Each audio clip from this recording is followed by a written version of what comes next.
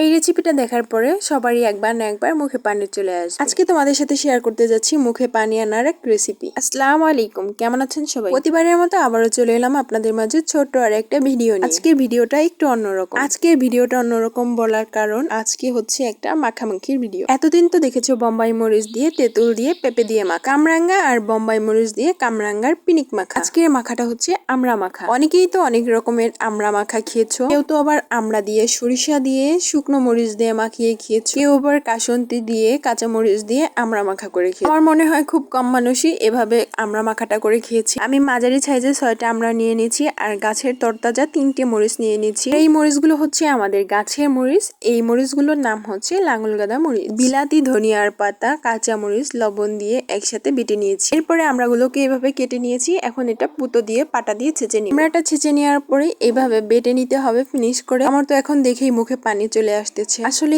এই আমড়া মাখার স্বাদটা বলে বোঝানো যাবে না, একেবারে ভিন্ন রকমের একটা স্বাদ। যারা এইভাবে আমড়াটা মাখিয়ে খেয়েছেন অবশ্যই তারাই বুঝবেন এই আমড়া মাখার খাওয়ার মজাটা। কাঁচা তেঁতুল, ধনিয়ার পাতা দিয়ে বাটার পরে যেমন একটা স্বাদ আসে, ঠিক তেমন একটা স্বাদই এই আমড়া মাখায় লাগে। আর এভাবে কে কে আমড়া মাখা করে খেয়েছেন অবশ্যই কমেন্ট করে জানাবেন। অন্যদিকে দেখো, কথা বলতে বলতে আমার আমড়া বাটাটা শেষ। আজকের ভিডিওটা যদি ভালো লেগে থাকে তাহলে একটি লাইক, কমেন্ট, শেয়ার করে পাশে থাকবেন। ধন্যবাদ। আমার ভিডিওটা দেখার পরে অবশ্যই একবার হলেও বাসায় ট্রাই করে দেখবেন। যদি খেতে মজা না হয় তাহলে বলো, রূপা আপু এগুলো কি বিশ্রী আইডিয়া দিই। আর যদি মজা হয় তাহলে ছোট্ট একটি কমেন্ট করে জানিয়ে দিও। আর এভাবে মাখামাখি করার পরে কে কে এভাবে পাটাটা চেটে খেতে পছন্দ করো। আর দেখো ফাইনালি আমার আমড়া মাখাটা শেষ। এত পরিমাণে সুস্বাদু হয়েছিল তার বলে বোঝানো যাবে না। ওকে, টাটা, বাই বাই। আজকের মতো বিদায় নিচ্ছি।